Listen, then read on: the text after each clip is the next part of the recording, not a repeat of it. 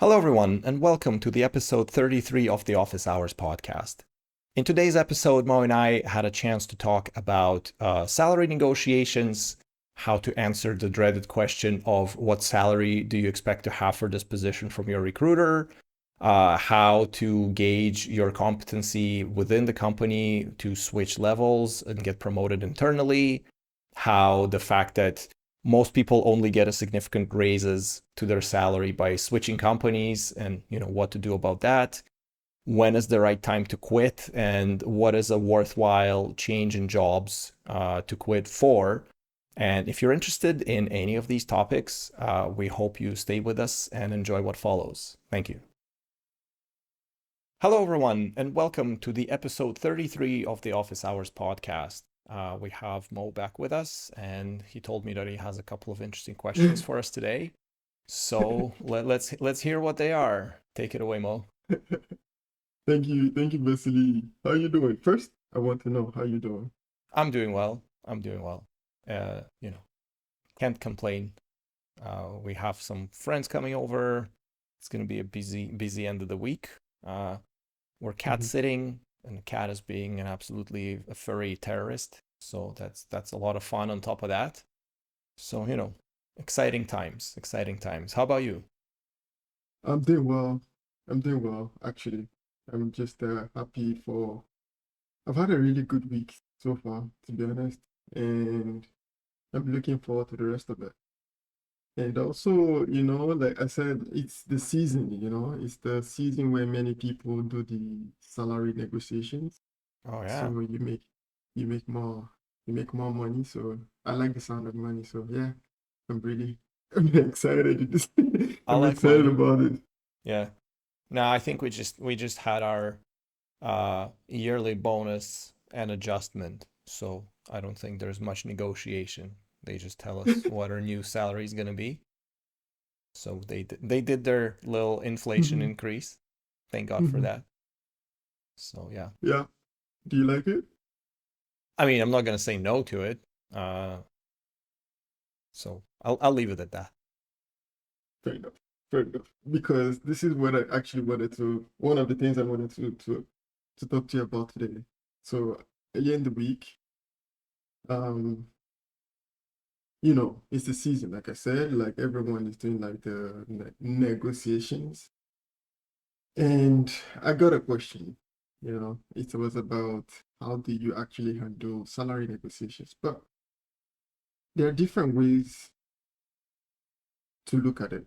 So, for example, if you've been working at the company for a while, you get they do the audit, or like, how do you say that? What's the word? Performance review. This- Yeah, they do the performance review and then they decide like, oh yeah, you've done well, so you get like a certain percentage increase, or everyone gets this increase, blah blah blah, like that.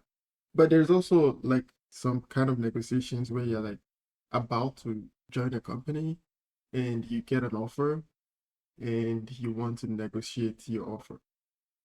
I remember one time we had this conversation and you told me about the low balling. That was the word you used, low balling.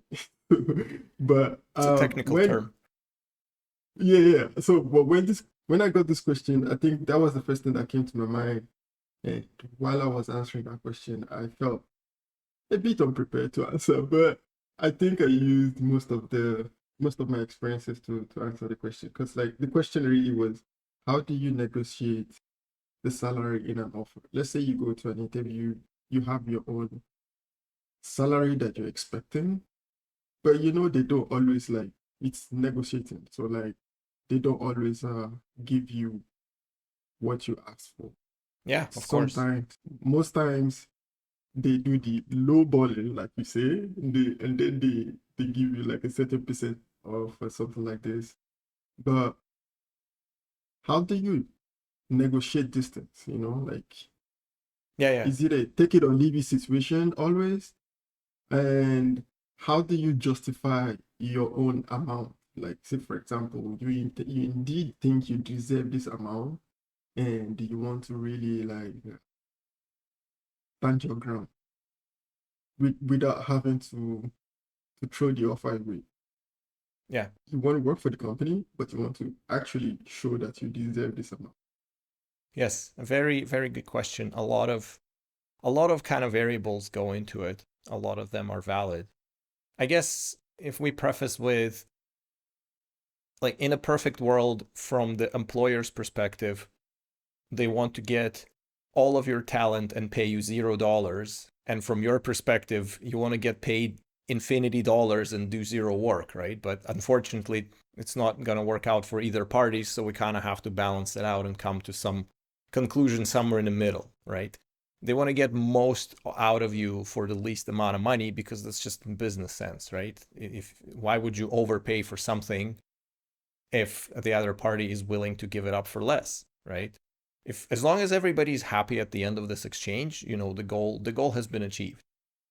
Um, and I think it's only natural that most companies are going to give you an offer where if you just say yes to it and they gave you like an offer like lower at the lowest edge of the pay band for that particular type of role, I mean, they're happy because, they have more money left in their budget they can do other things with, right? So it is normal to expect that from them because, they have to, uh, protect their interests. Just today, we had a conversation about, it's like, hey, this project, the budget is kind of running out and we can't afford having so many developers on this project. We have to figure something out. So especially for bigger companies, it's like a very, very real thing, right? That they have to reckon with. I mean, ideally, we also talked about it within the picking the team thing. Ideally, like, I'd like to get the best people and pay them as much money as they want, but practically I'm constrained by my budgets, so that's not going to happen. Like, and it's a negotiation. In terms of whether it's always take it or leave it, maybe that kind of depends on a company and it kind of depends on a role. If you're going for a junior position, you're competing with a lot of people, so you can't be as picky. If you go for like a really high position, then the pool of candidates shrinks quite dramatically by that stage. So you get to be more picky ultimately. And in negotiating these things, there's been many books written on negotiations. I actually have one book in my pipeline that I haven't read yet, but it's like on my list of things. I already have it in my reader, I just didn't get to it yet. Called Never Split the Difference by Chris Voss, who's like a former FBI hostage negotiator, and his whole thing is, negotiations. So I heard many good things about the book. I've seen him on a couple of podcasts. He's quite an interesting character, so he kind of talks about it a lot. And I think not just himself, but other people told the same sort of idea that in these types of negotiations, the first person to speak loses. Loses their. I wouldn't say they lose in the negotiation, but they lose their bargaining advantage. So, every time you talk to a recruiter, even, they always be like, well, what's your expected salary for this role? And they throw the ball in your court. So if you answer that question, if you speak first, you lost your bargaining advantage because whatever you're going to say, they're going to pin you down to it. And it will be really difficult to move it past there, right? So you have to frame the situation in a way where, actually, I just read this today, so it's kind of a little bit auspicious, but on LinkedIn, somebody did quote that book, and he basically said that, if you do research in market, you would say, well, if you're applying for company X and the pay band is, I don't know, let's say it's $100,000 to $120,000, right?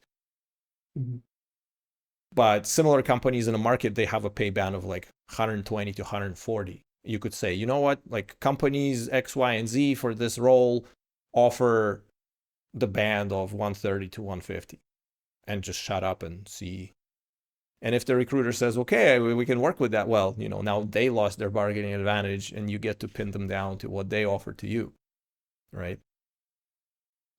But the other thing that you said that is also very true, it's like, how much can you push before risking losing the offer.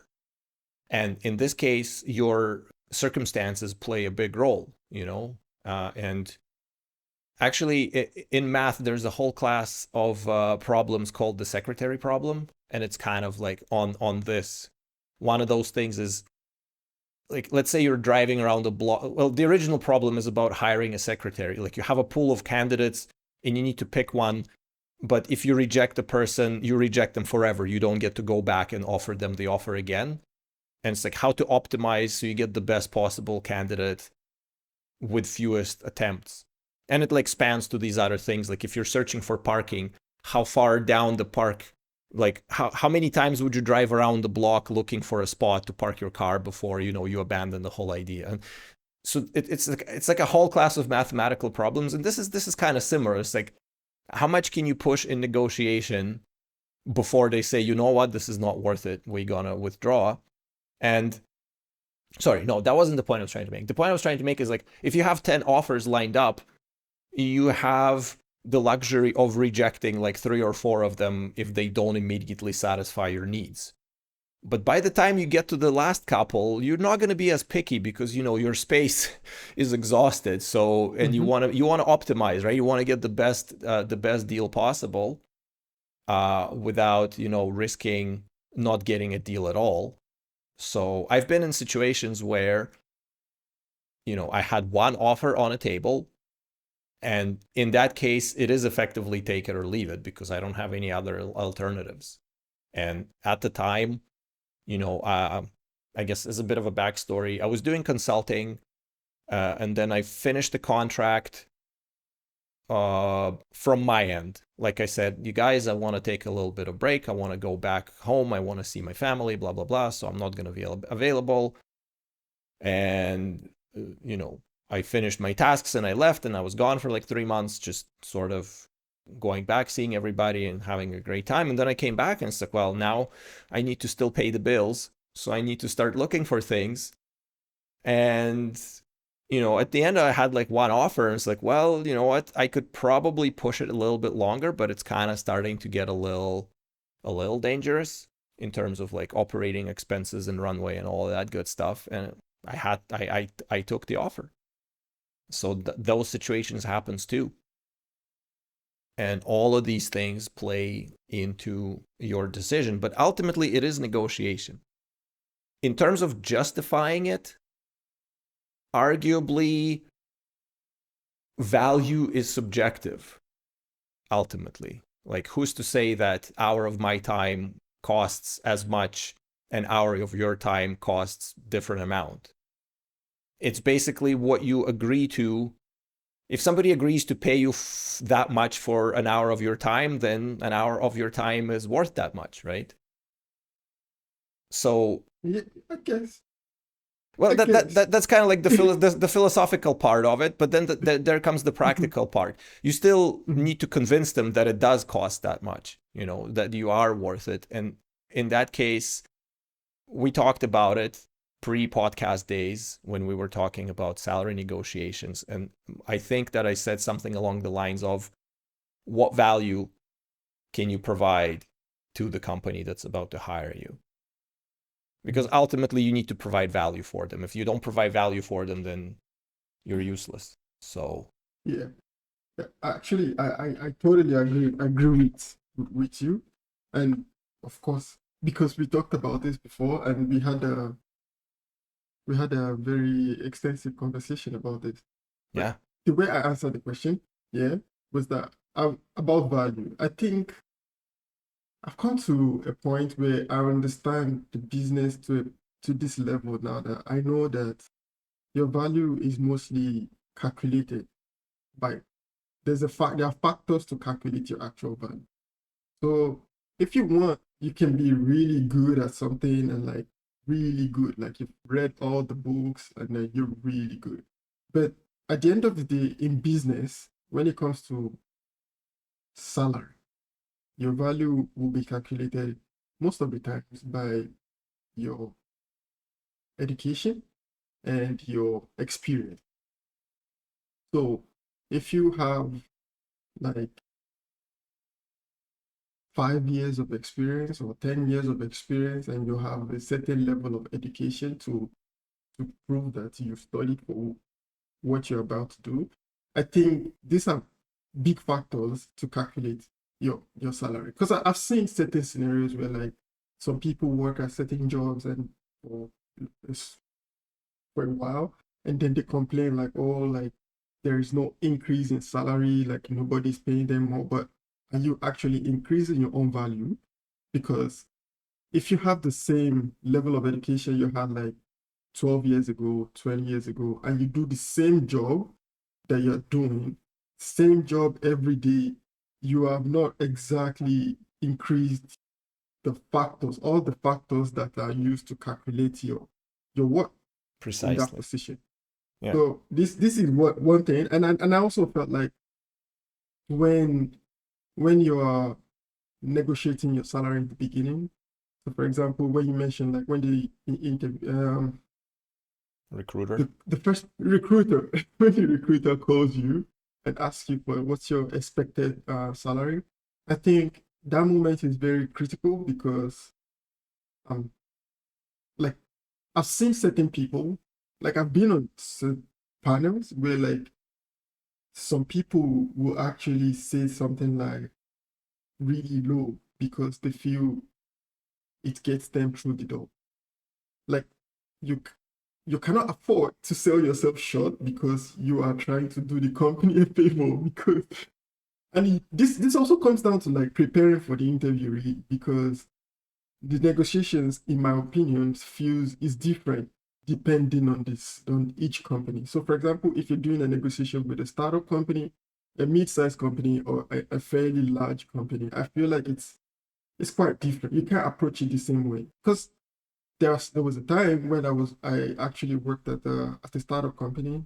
I mean, I think you probably know the company. So Yes, yeah, I so think so. yeah, so yeah, so and the salary was fairly it was okay at the time because like you said, like everyone have their own ambitions and like their own situations to take care of. At the end of the day, we all work for money, right?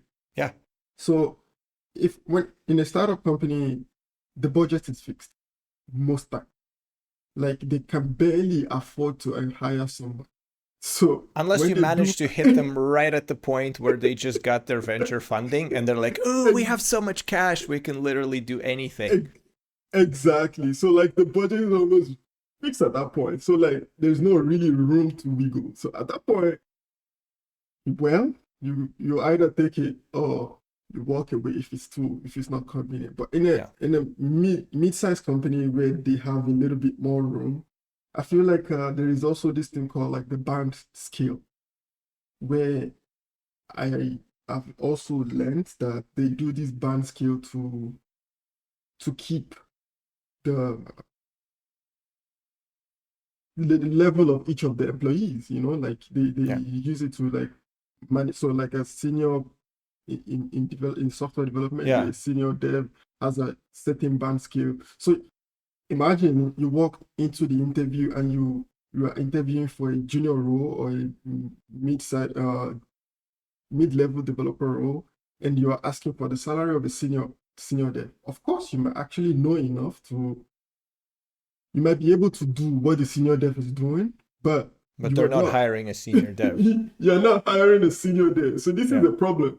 So at the end of the day, it comes down to like you knowing, being honest with your own self, and in terms of like evaluating your own level of experience and your own level of I guess academics, because this also plays an important role. So and but the question I would like to ask you now is how do you plan to answer the question of what's your expected salary? Because it's a very important question. It actually sets a tone for how your salary will go on at that job for the duration of the time you will work in that position. Because if you start from the lowest point, I don't think it's common in most companies these days to just like give you like a huge lump sum increase, except like the company hits some Yeah. big jackpot and they're trying to be nice to everyone. And Even even in then, that case, even in then, even yeah. then, they would still try to use the money for other things. Maybe hire other people instead of increasing your It's own like, why salary. why Yeah, should we pay you more if you're happy with this? exactly. So the answer I gave, yeah, was usually I watched a video like long time ago about those random videos on YouTube on how to answer salary stuff. And the person was saying something like, well, you should ask that. So what's the budget that you have for this role? And I find that to be very useful because the moment you ask a budget, they don't exactly give you the exact price. They give you like a range. Well, they give you So they, usually something very close to the bottom of the range. They're not going to give you the top range because again, why would they compromise their negotiating position by giving you like the internally the band could be, I don't know, 150 to 200K, but they're going to say, well, it's 150 to 160 because you will aim for 160 and they get to save themselves 40K of overhead, right? yeah, So yeah, that yeah. question But is like you don't know their band, they do. mhm, You're both are kind of dancing around it, and so the whole thing was, in a comparable type of role in a comparable type of company, the band is so and so, because if they publish their stuff like on Glassdoor or whatever, you can have a much mhm, wider band. And now instead of playing in that $10,000 range, you now play in a $50,000 range, and they have to give you what they think is fair, right? So it's, you know, you yeah, you you have to flip it onto them basically. yeah. True. But what I've found is that at least there's a range. So you know where to start your own expectations from. So for example, if you go in an interview and someone says like, oh, for this role is between, hypothetically, they say 100,000. Okay, let's even use like, let's say you're starting out and then they tell you like, oh, 70,000 to 90,000. So but you know yourself, like you know within yourself, like because the more money you get, it's also more expectations on you to deliver. Because Right. if they pay you like the highest scale, they want to use that money. They want to get their money's worth. They want to get their money's worth. So you should be prepared for what comes next. So anyway, so I find this to be Yeah, a very tricky situation, a very tricky it scenario. is. But I find like at least knowing the budget gives you Yeah. some form But of that also roadmap. poses a question. It's I haven't really looked, but like if the band is pretty wide, you can also ask, well, why is it so wide? Like what what skills do people at the top of the band have to have within the role compared to the people at the bottom? And the other thing too is here's the weird part. Let's say, I don't know, you're getting excuse me, you're getting hired for the role of intermediate developer. And the band, I don't know, again, we're working in hypotheticals here, but let's say like the width of the band is like 30 grand. It's maybe between 150 and I don't know, well, nobody's paying 150 to intermediate these days, but let's say between 100 and 130, right? Mm-hmm. And you say, okay, so what do I have to know to be close to the 130 part as opposed to 100 part? And they say, oh, well, I don't know, maybe you need to do how to do continuous integration in Kubernetes, and you don't know it at the time. The thing is, if you take the job at the lower end of the band, and in the first 6 months, you learn everything you need to know about Kubernetes, are they going to bump your pay to 130? No, you're still going to stick at 100, right? So Yeah, yeah, that part yeah. is weird. And the other thing I was going to say is most people do not drastically increase their pay through internal promotion. People in IT industry pretty much exclusively increase their pay by switching companies. And it's an unfortunate situation because the industry kind of converged into this state where you want more money, switch companies. And you can kind of tell because they have to dangle the carrot of stock options in front of you to get you to stay there long enough. Because if it wasn't for stock options and the promise of their payout, People say if you change jobs more often than once a year, that's a bad sign. But like after you work there for a year, I don't think people are gonna like look too carefully about why you switch companies so often. And a lot of people do. So if you're working for some enterprise where you don't get stock options, or maybe you get like some stuff but not really that great, and they're not your primary motivation, you're likely going to jump to get a better deal sooner, right? Yeah. So currently the whole culture is set up that way, and the industry set it up that way, so they only have themselves to blame for people job hopping often in search of a better deal. Yeah. Obviously, the Absolutely. market right now is in kind of a strange position compared to a couple of years ago. So I don't think that many people have the luxury of being able to easily switch jobs, and everyone's sort of being very cautious about, keeping the job that they have currently, which is, not a great position to be in on a employee side. It's definitely a great position to be in on employer side. But, those dynamics, they kind of shift back and forth. Some years, there's more power for the employees. Other years, there's more powers for employees, and it kind of just goes back and forth. Yeah, absolutely. I mean, I totally agree with you. But the thing is, it brings me to the next question, right? Which is like switching switching company. But before I go into the second question, I think I want to talk a bit more about the economy and like the industry generally. Um, I am of the opinion, and this is just my opinion.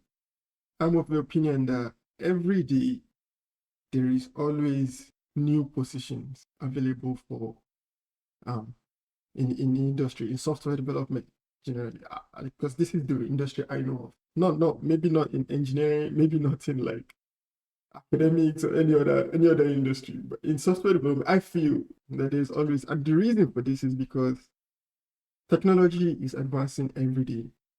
However, there are some companies who are known to be like the highest recruiters in the industry, which might be affected by some, like the state of the economy at certain times. However, but that does not stop the other companies from starting up, developing, and like getting funds or whatever they need to grow their company. And that gives provides room. Like if you look at like certain job website, every day there is always like new jobs being posted, like new, but it may not be like as rewarding as these big players, or like the mid-sized players or something like this. But I don't necessarily think that it's lesser, but this is just my opinion, and maybe some people might think I'm an optimist, but indeed, this is just how I feel. Because, like, if you look, like maybe on LinkedIn, Glassdoor, whatever, you barely see like the same postings every time you refresh those pages. Like, there is always like multiple postings every time software development, especially now with the AI integrations and like these new tools. Everybody's putting AI in their stack, something AI. Maybe it's just some list to verify, and then they say like it's AI or something. Whatever, however you do your business. But um now to go to the next question, I think having the need to switch companies to in order to make more money, for a lack of better word, I would say it's it's a shame a little bit, because just because there is no better way that I can think of to describe this situation. Because imagine if you work, let's say you took the deal to start at like 60,000 or 70,000 in the beginning, and you work there for 2 years or 3 years, nonetheless. And every year, hypothetically, let's say you meet the performance um what's that criteria, whatever the performance criteria, and you get some certain percentage, maybe 3%, 2%, sometimes 1%, That's sometimes lower. basically not even covering the inflation. So in fact, you're not getting more money, you get less money in a sense because your purchasing capacity actually shrinks. If they pay you less than the inflation has increased, you're losing money. So you Exactly. gotta consider that too. Not many people do. But this happens, right? This Oh yeah, happens all the most time, time. all the time. So now you have acquired, what happens is that you have acquired certain skill to help you to work in this company, you know? But what I noticed about in our industry within the developer community is that most times we learn those skills for the company. Like you learn how to work in this company, in company A, and not necessarily the kind of skills that's transferable to company B, C, D, E, and F. There are some part of it that are transferable. You know how to work here, but you're not necessarily like prepared to work in other places. Say, for example, you work this task way for this company, for this application that you work on, but you've not learned this task enough to be able to do solve other problems Well, in other companies. that's a you problem then, you know. No, I no, I yeah. think so. I genuinely think so because I've seen it. I've seen some people. I've seen scenarios where like some people switch jobs. They feel like, oh yeah, I do all of this in this company, and but what you do is basically like what you've always done for the last 3 years. Like we want to fetch this data from this API, Yeah. and this is it. I would still And say that that's a failure of a person to grow meaningfully because it's not like they've been prevented from learning the framework and ins and outs exactly. beyond what their job skill what their job like requirements, you know. Yeah, yeah. This So is it. if you stay there for 3 years and don't learn anything, that's entirely on you. I don't even think that that's a problem. If I agree with you you. know. I agree with you. But I've seen it, you know, Oh and I, yeah, no, I and mean I've seen it too, but I don't think that should be the primary sort of criteria when considering these things. It's like some people will fail to learn new things and that's on them and there's nothing to be done about it, you know. As the saying goes, you can bring the horse to water, but you can't make it drink. So I yeah, had exactly. many jobs using different Mhm. tools and throughout working with them, I learned the tools way beyond what was required to do the task at hand. And now, because of Mhm. that, I can command higher salaries than before. But I've also known people that are happy just doing the same thing day in, day out. And they usually stay at these places for a really long time. And, that's fine too. Yeah, Yeah. and then, but this is it now. So now, in this kind of scenarios, like when you have to commit to learn. First of all, you have to commit to learning to be able to um develop your own self for outside work. Mm-hmm. So like you have to learn enough to be able to feel confident that okay, I deserve to go to the next level. If this company is not appreciating my value, like my knowledge here, then moving to another company, um, it's time to move to another company because I've learned enough to move to another company. Right. Now, I'm wondering, like, I guess the question now is, at what point do you figure out, like, okay, I've learned enough When's the time to to go to split? when is the time to split? Because you might be doing really good at where you're doing, what you're doing now, but and you start to feel confident with yourself because you are the one evaluating your own self. Right.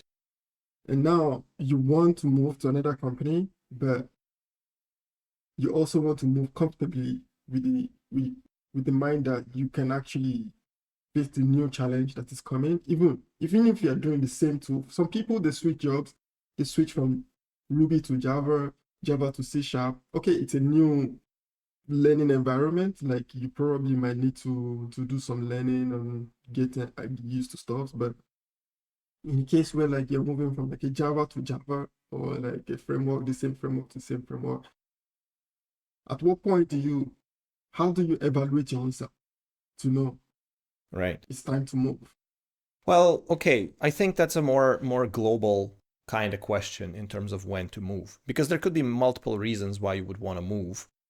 One is financial, like you're not making enough money to sustain your current lifestyle.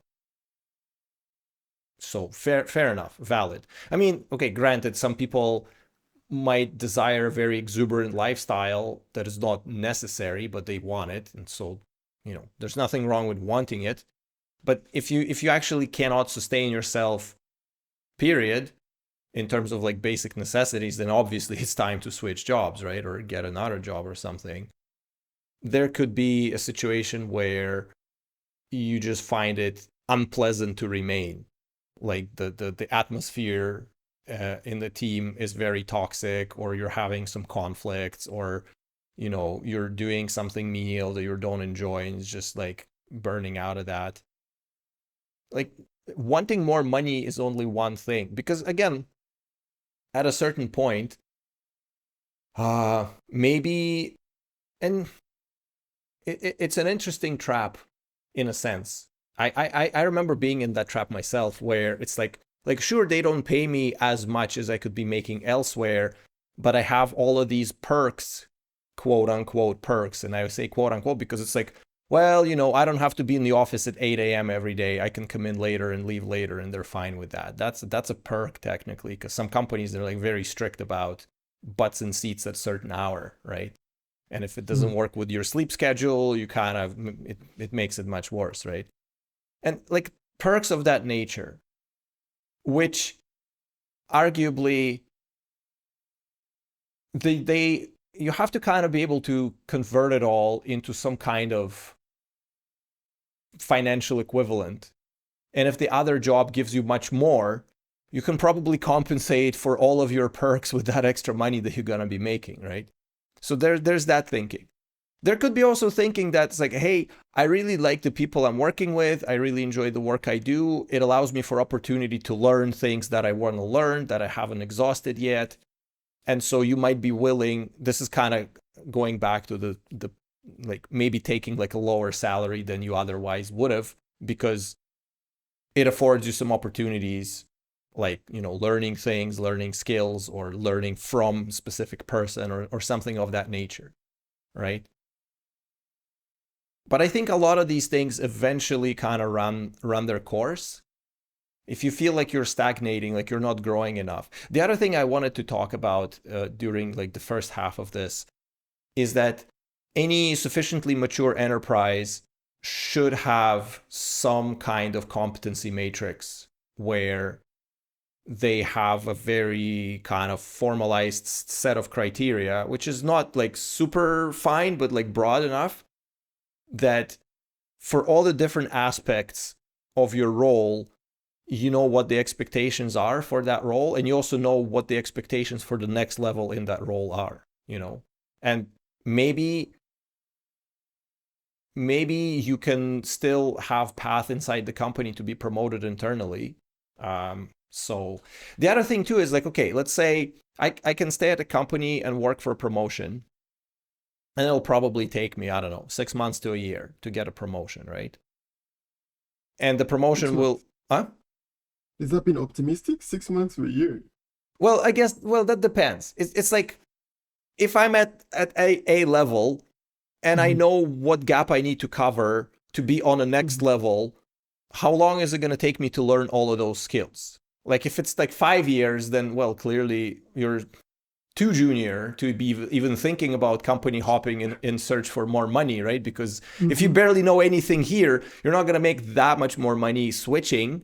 You probably will make a little bit more money, but then you have to go through the stress of finding the job, interviewing, and also, the first 3 to 6 months where it's like the most stressful in any new job, because you're just drinking out of a fire hose. You need to learn everything. You need to learn the vernacular. You need to learn the process. You need to learn the politics, like all of that stuff. Do you really want to go through all of that? I was going to say, like, if I were to switch jobs, the increase has to be drastic. Like if the difference is going to be 10,000 a year, after taxes and everything, I won't even notice it in my paycheck. So I will spend all of this effort and all of the stress to not even see anything change materially. Like, what's the point there if I'm happy where I am? Like, if the change is 50 grand a year, sure, that would be quite a considerable boost, which means, like, if I'm at 150 now and somebody tries to lure me away with 160, I'd be like, there's no point. It's literally not worth it. Maybe it is worth it for things you are not aware of yet, potentially, but at a snapshot level. And you also have to remember to convert. It's not just the base salary, right? You kind of have to figure out the total compensation, like benefits, all of that stuff. Like, figure out a number of where you are right now and figure out the final number where you're going to be. So don't just go by base salary. So yeah, and like if you know what gaps you need to cover to get on the next level within your company, that gives you, well, first of all, you're going to grow professionally too, because if you learn all of those things, you're going to retain that knowledge even if it doesn't work out with the promotion. You still, and the other thing too is, which is kind of interesting, is if you tell your management that you are learning the things to get the promotion, they are likely to help you doing that and maybe, I don't know, pay for a course, pay for this, pay for that, like, hey, I want to get designation for Google Cloud. Can I get some training? Is there a budget for training? So now they're going to be paying you to learn Google Cloud. And if it doesn't work out with the promotion, well, they paid you to learn Google Cloud and you get to put that on your resume and leverage that elsewhere. So why not? Meantime, if you switch jobs for a marginal increase in pay, you have to go through all of the stresses and all of that, and you have to learn new people. Maybe you're not going to like the people you're going to work with. Who knows? Like, it's a very big risk, and you have to kind of figure out your appetite for risk and figure out if it actually going to be as rewarding. Or I don't know, maybe they're doing something on some frontier that is so cool that you don't care how much it pays, you just want to do it. In which case, well, hey, you can go and do that too, right? Yeah, absolutely. Yeah. Absolutely. Actually, yeah, I totally agree. I think at the end of the day, it's more planning. Like you need to, the way I see it, I feel like from the first call, you have to start planning your financial goals as well as your career goals. Yeah. Because you need to know how to increase your own value, which will be through probably learning something new, increasing your number of years of experience. Just acquiring the experience is probably the best thing. Acquiring the experience and also the skill within this. Because like sometimes you can work like many years, you can work 4 years, 5 years, and I guess when I say experience, I don't mean experience in terms of calendar years of time spent at work, right? It's actual experiences, as in you experience something new. You are exposed to some new ideas or some new ways of thinking or what have you.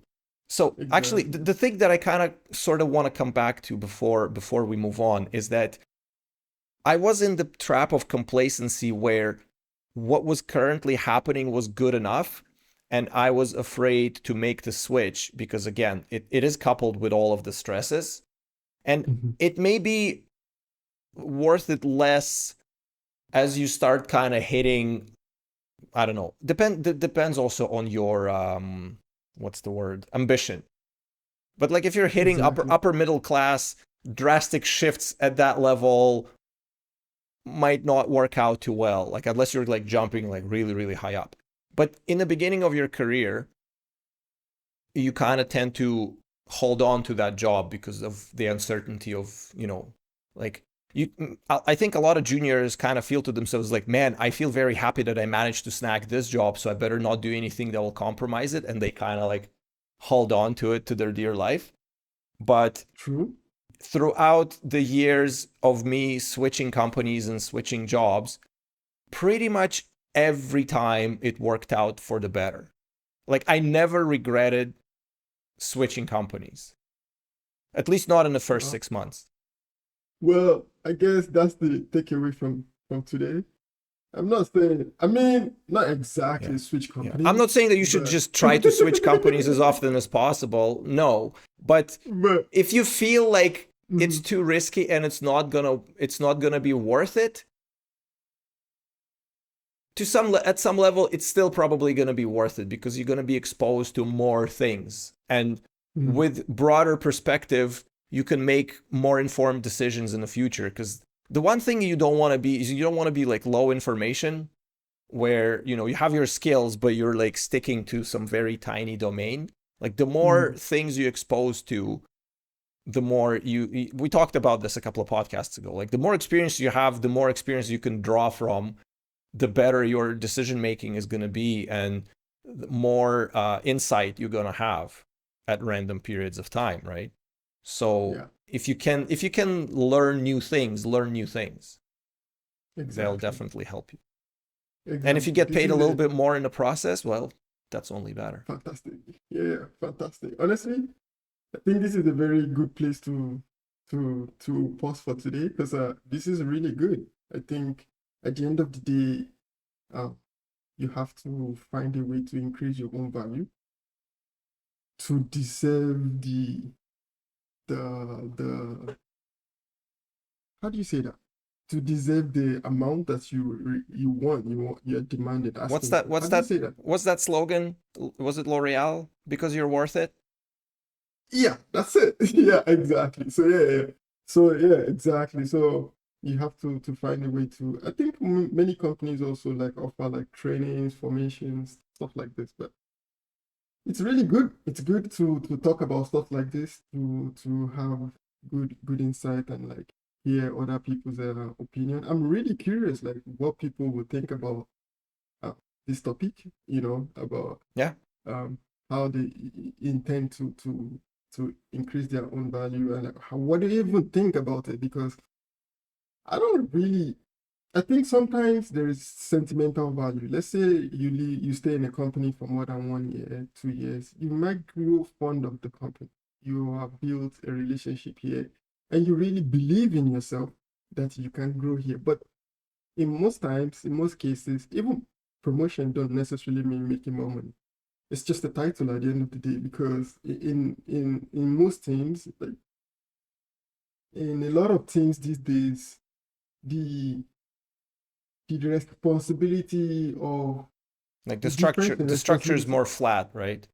Yeah, do you understand? Like most of the responsibility of the intermediate guy and the senior developer is the difference is not that much in terms of responsibility, But anyway, you just have to find the sweet spot and prepare your financial goals as well as your career goals at the end of the day. So. Yeah, but the other thing to mention is that as much as it's a natural thing to do so, I think people should be careful to romanticize the company that they work for. It's like, sure, you build good relationships with your people, with your teammates, with your manager, whatever.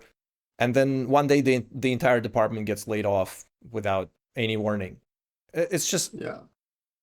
We are way past the time where you join a company in your 20s and you retire from the same company in your 70s and they pay your pension and they cover your medical bills. That era is long gone.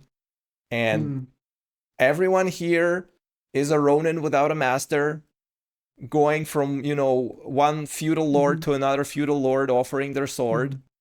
And, you live by the sword and you die by the sword. And if you retain loyalties... I mean, I've seen it so many times where the company does not have loyalty to you. As much as it feels like they do sometimes, they do not. And if circumstances arise a certain way, like they run out of money, they run out of budget, you're out the door. Sorry, nothing personal. We don't have money to pay you. It's like, yeah, you've been loyal to us for 10 years. Thank you very much for that. We really appreciated it. Now you can continue being loyal to somebody else elsewhere. Have a nice day. It happens, right? So, and if at some point in time you're gonna be very surprised by that if you have these naive idea about, oh, I'm loyal to my company, the company is going to have my back. Maybe they will, maybe they won't. I'm not saying that you should hate your company or be antagonistic to it or try to sabotage it in any way because, oh, evil capitalism, they're going to stab me in the back. It's like, no, it's just the nature of the business. The nature of the business. And if you are prepared for it, you plan. I don't know what's up with all of the samurai references, but the Hagakure, is it Hagakure? It's like the samurai lives every day as if he was already dead or something of that sort. It's like if you live if every day you live as if you are going to be fired today, you're going to be at peace and you know what to do next. So when that moment comes, you're not going to be surprised and be like, oh, woe is me, what do I do now? Because the inevitability happened. It just happened to be today, and you are prepared. I don't think that people should kind of take it to that extreme, but they definitely should appreciate that fact. So it is what it is. Yeah, it is what it is. It is what it is. It is what it is. Anyway, thank you, Vasili. Thank you so much for this talk. It's always nice to talk about stuff like this with you, to learn from you. I feel like I've been really I'd say lucky enough that I get to talk to you about stuff like this, and even before podcast. Yeah, we've always talked about stuff like this, and you are generous with your experiences in terms of sharing them. So, well, thank you. Yeah, thank you so much. You're welcome, Mo. I'm happy that it had, I hope, positive effect on what you were trying to do at the time, and I hope it'll have a positive effect on people who are listening right now. And one thing I want to mention is that we're trying this new thing. If you have some questions answered, like as if I was your personal mentor, so to speak, please leave them in comments or find me on LinkedIn and send them there. We have quite a big list compiled already from my colleagues, and hopefully most colleagues are going to throw in some other things in the mix. And we're going to try to pick some of them and go over them just because, hey, this is what people are actually interested in.